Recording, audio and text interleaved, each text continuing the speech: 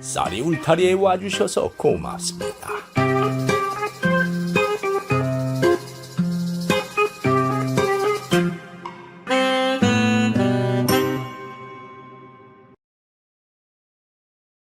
이번 이야기는 과부를 업어간 스님에 대한 이야기입니다.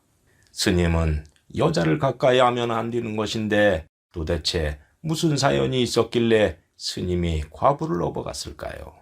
지금부터 그 이야기 시작하겠습니다.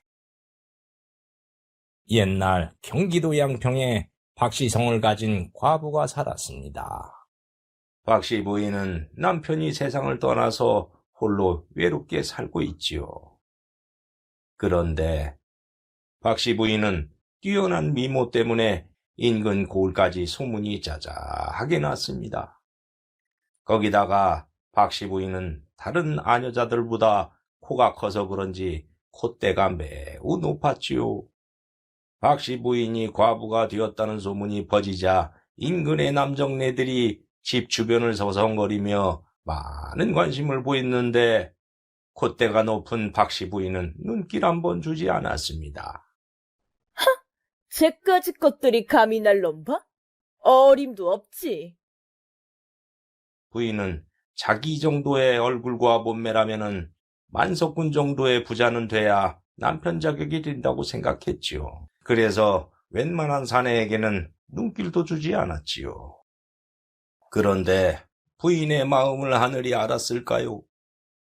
어느 날 여주 지방에 사는 호랍이 김판수라는 부자로부터 은근히 사람이 왔습니다. 부인, 저희 나리는 만석지기 땅을 가진 부자입니다. 나리께서 두 분이 홀로 살고 있으니 부부가 되면 어떻겠냐는 말을 전하라고 해서 왔습니다요. 김판수가 만석군이라는 말에 박씨 부인은 얼굴이 환해졌습니다. 오, 드디어 날 알아주는 임자가 왔구만. 그래서 박씨 부인은 호쾌히 승낙을 했습니다. 그런데 과부가 대놓고 다른 호라비와 공개적으로 혼인을 하는 것은 정절을 중시하는 그 시대에 있을 수 없는 일이었습니다. 그래서 작전을 짰지요. 이름하여 합의보쌈을 하기로 했습니다. 당시에 과부를 보쌈해 가는 것은 관아에서도 너그럽게 봐줬지요. 그래서 부인이 기다리고 있다가 자연스럽게 보쌈을 당하고 김판수의 모습들이 보쌈을 당했다고 떠드는 쇼를 벌이기로 약속을 했지요. 그렇게 해서 박씨 부인은 부잣집 안방마님이 된다는 희망에 차서 보쌈을 당하기로 한 날을 기다렸습니다. 그런데 어느 날 성담이라는 법명을 가진 스님이 박씨 부인의 집으로 탁발을 하러 왔습니다. 나무아미타불 관세음보살. 보살님, 먹다 남은 음식도 좋으니 조금만 시주를 부탁드립니다. 스님을 본 부인은 아무것도 주기 싫어서 짜증이 났지요. 우리 집엔 줄 게 하나도 없으니 가세요. 에휴, 재수없게 아침부터 중이야? 에이, 짜증나. 조선시대의 스님은 천대받는 직업이라 부인은 짜증을 내는 것이었습니다. 그런데 스님은 부인의 매몰찬 언행에 서운한 표정을 짓기는커녕 지그시 웃는 것이었습니다. 왜 그랬을까요? 사실 스님은 오래전부터 부인을 보며 연모하는 마음을 가져왔기 때문이었습니다. 수도에 전념해야 할 스님이 아녀자를 연모하다니, 그래서는 안 될 일이었지만은 스님에게는 사연이 있었습니다. 성담 스님은 원래 스님이 아니었습니다. 스님의 속세 이름은 김용환으로 조정에서 호조참의라는 높은 관직이 있었는데 명나라에 바치려고 보낸 귀한 곡물이 중간에 사라져버리는 사고가 나버렸습니다. 뭐야? 곡물이 사라지다니. 그게 정말인가? 정말이네. 자네의 목숨이 위험하게 됐어. 그렇게 되자 스님은 몸을 피했고 아내는 마음고생을 겪다가 세상을 떠났습니다. 스님은 떠돌던 중 박씨 부인이 살고 있는 인근 고을의 작은 암자로 흘러들어왔죠. 그리고 암자를 홀로 지키던 늙은 스님을 모시고 잡스러운 일을 하며 살았는데 주지 스님이 절에서는 절복을 입어야 한다면서 머리를 깎아주고 승복을 입혀주었습니다. 헌데 어느 날 노스님이 갑자기 돌아가시자 갈 곳도 없는지라 홀로 암자를 지키며 살고 있었습니다.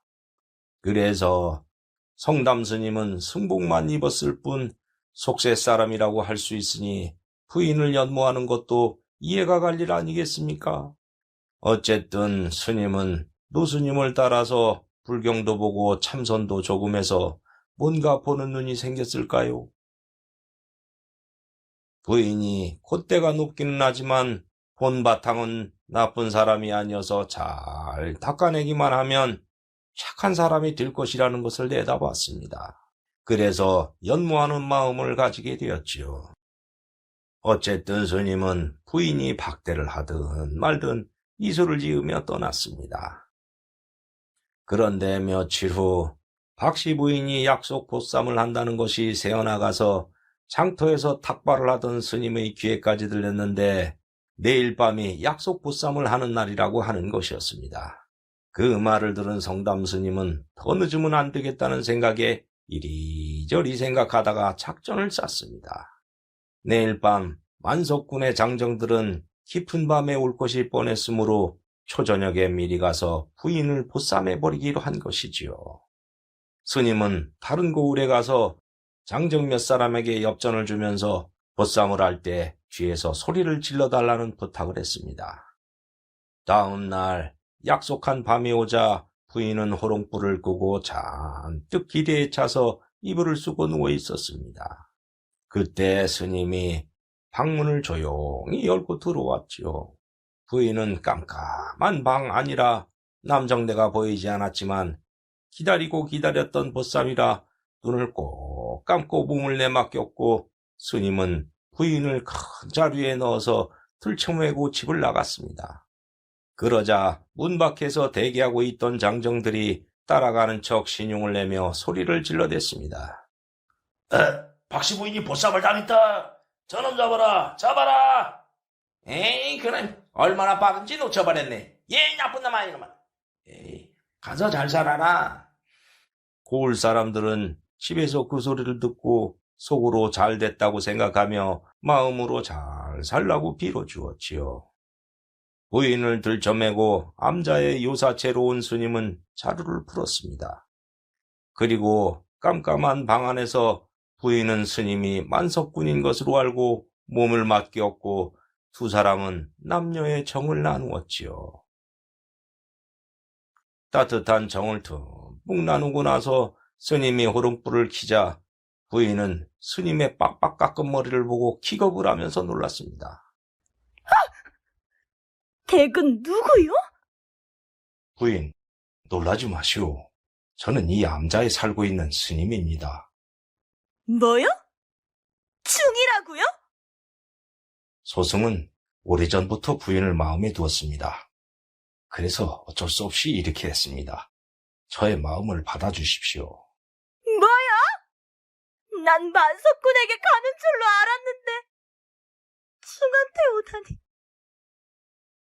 아이고, 내 인생 망쳤네.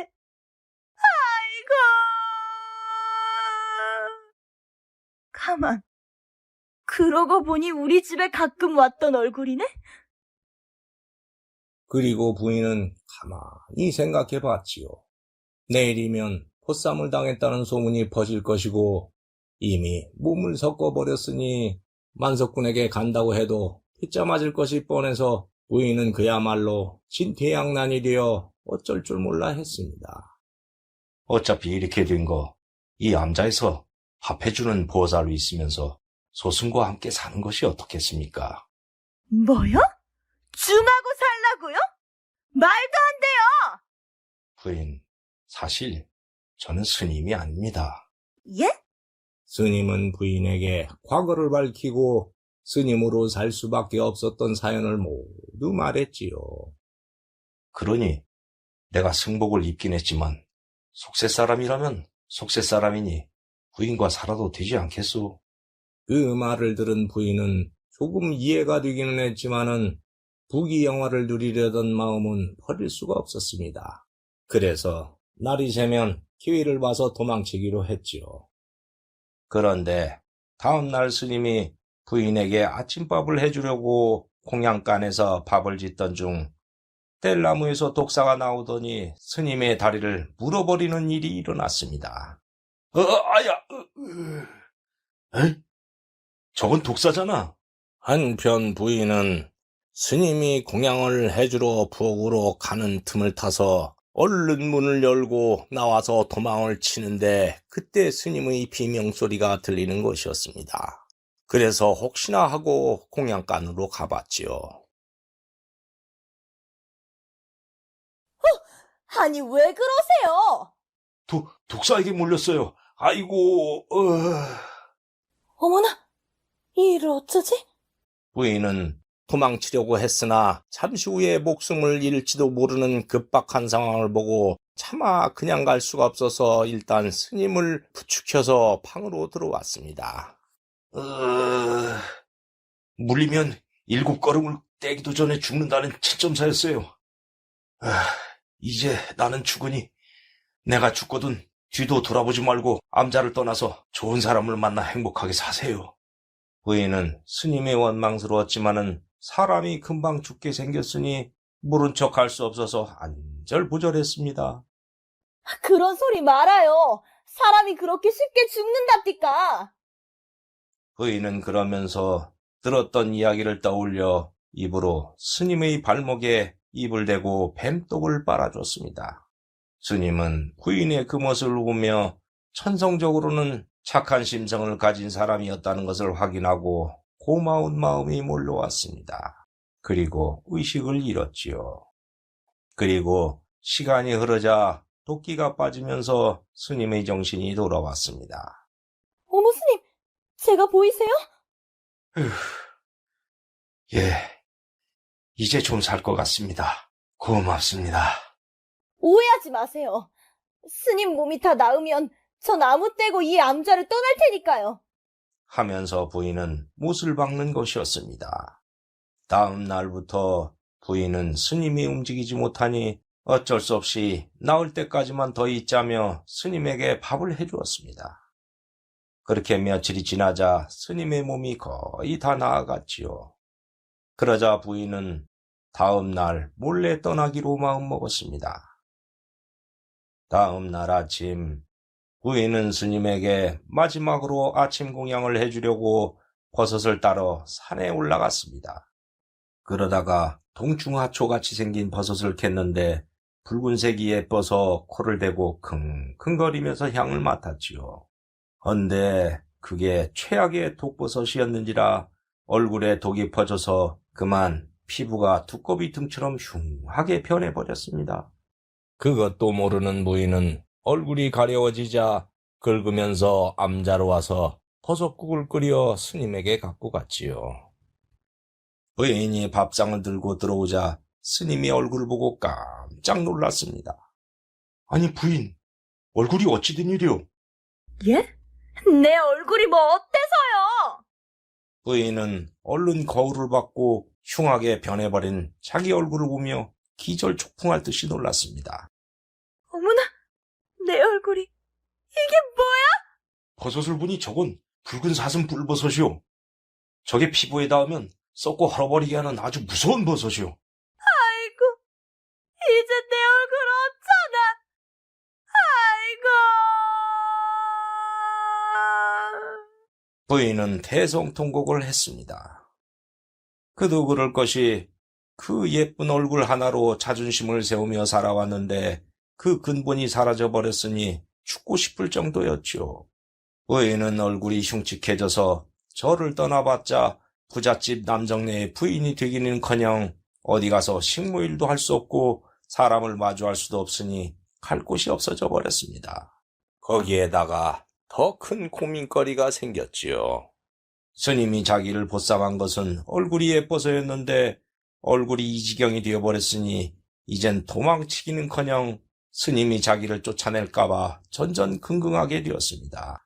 그런데 스님은 부인을 내쫓기는커녕 그날부터 밥수발도 들어주고 얼굴에 좋다는 약재도 산에서 캐서 발라주는 등 부인에게 더 헌신을 하는 것이 아니겠습니까?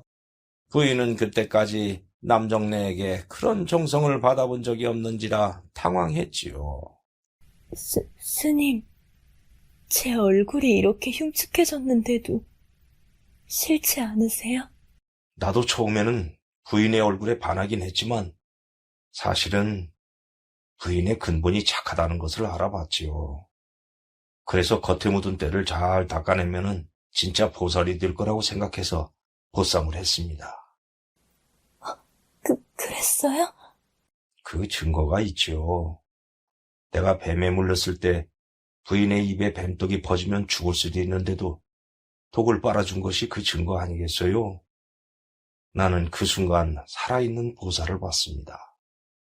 그런 은덕을 받았는데 부인의 얼굴이 이렇게 되었다고 저희 마음이 변하겠어요? 더군다나 내가 움직이지 못해서 버섯 반찬을 만들어주려다가 얼굴이 그렇게 된 것인데 내친다면 사람이 아니지요. 아무 걱정 말구려. 내가 평생 옆에서 보살피고 있으리다. 남 관세음보살. 그 말에 부인은 감격했습니다. 얼굴이 문둥이처럼 변했는데도 내치지 않고 평생 옆에서 보살펴준다니 부인은 살아오면서 그런 사랑을 받아본 적이 없는지라 뜨거운 눈물이 흘렀습니다.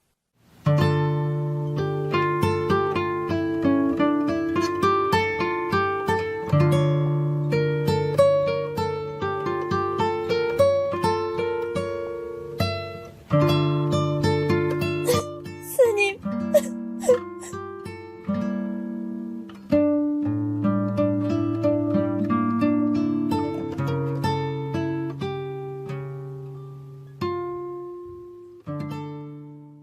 그렇게 두 사람이 정을 붙이고 살면서 몇 달이 흘렀지요.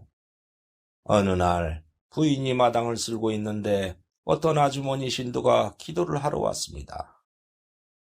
두 안악은 서로 인사를 나눈 다음 이런저런 이야기를 나누는데 아주머니가 만석군에 대해서 들은 소문을 지나가는 것처럼 말하는 것이었습니다.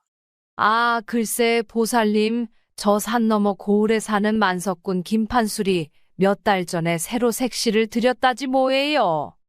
그런데 처음엔 색시한테 잘하더니 돈이 넘쳐나서 그랬는지 기방에 드나들고 주색 잡기에 빠져서 색시 마음고생이 이만저만이 아니었다고 합디다. 예? 그래요? 아우, 그래서 색시가 결국엔 속을 끓이다가 못 살겠다면서 집을 나왔는데 다음날 강물에서 시신을 건졌대요. 아유, 그저 사내들은 돈만 넘치면 주색 밝히는 건 못 말려요. 에이그. 그 말을 들은 부인은 속으로 깜짝 놀라면서 만석군에게 보쌈당하지 않은 것이 천만다행이라고 생각하고 가슴을 쓸어내렸습니다. 그리고 아주머니가 떠나자 부인은 부귀영화를 쫓았던 자신이 얼마나 어리석었는지 깨달았고 스님에게 온 것이 다행이라고 생각하며 부처님께 감사하다는 생각을 했지요. 그러자 하늘이 그것을 알았을까요? 갑자기 하늘에서 비가 쏟아져 내리기 시작했습니다. 빗줄기가 부인의 얼굴에 흠뻑 젖어들며 씻기자 신기하게도 부인의 얼굴이 원래처럼 돌아오는 것이 아니겠습니까? 어머나 스님, 이게 웬일이에요? 제 얼굴이 예전처럼 돌아왔어요. 부처님께서 자비를 베풀어 주셨나 봅니다. 나무아미타불. 그렇게 두 사람이 오순도순 살고 있는데 어느 날 여신도 아주머니가 와서 호들갑스럽게 말하는 것이었습니다. 스님, 큰일 났어요.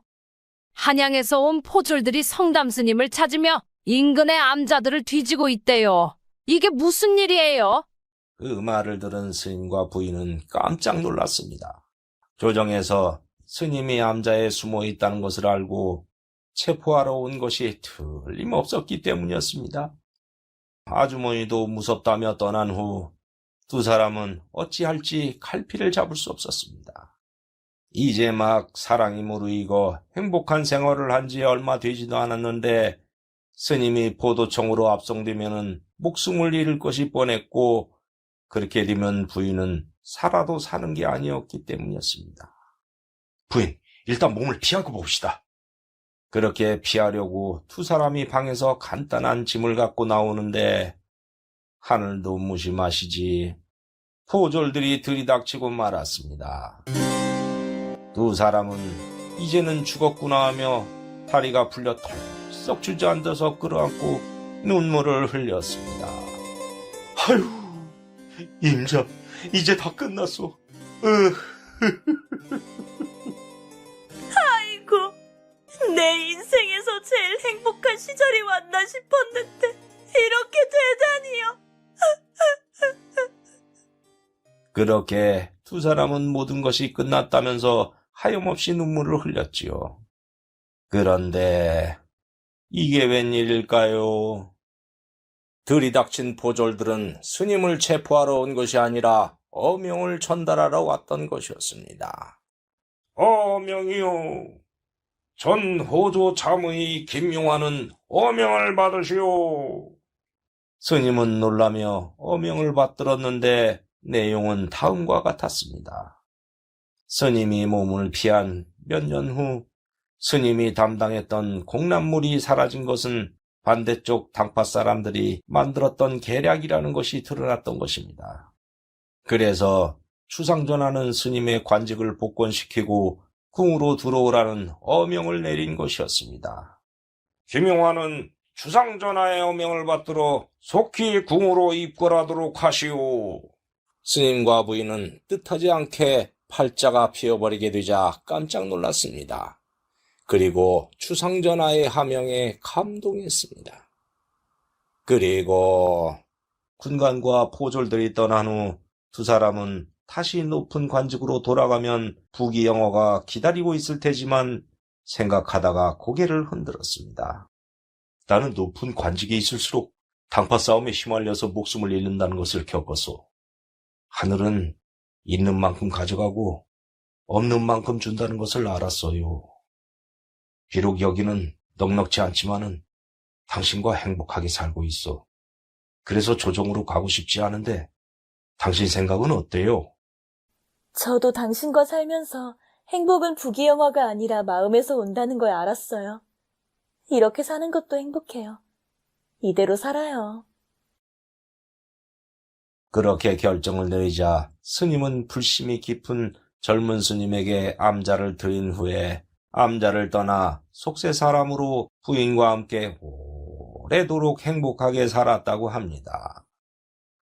지금도 경기도 양평에서 홍천으로 가는 중간의 깊은 산 속에 그 암자터가 있고 암자터에는 작은 오두막이 하나 있습니다.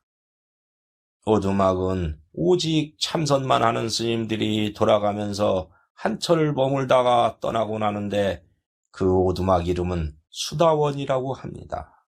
수다원의 의미는 욕심을 버리자 비로소 진리를 추구하는 경지에 이르렀다는 뜻이라고 합니다. 지금까지 이야기는 제가 직접 그 수다원을 둘러보고 들은 전설을 참고해서 쓴 것입니다. 그러하니 참선하시는 스님들을 위해서 가급적 수다원의 방문을 삼가해 주시면 고맙겠습니다. 과부를 업어간 스님 이야기 여기에서 마치겠습니다. 감사합니다. 구독과 좋아요를 누르면 다음의 영상이 새로 만들어졌을 때 먼저 보실 수 있습니다.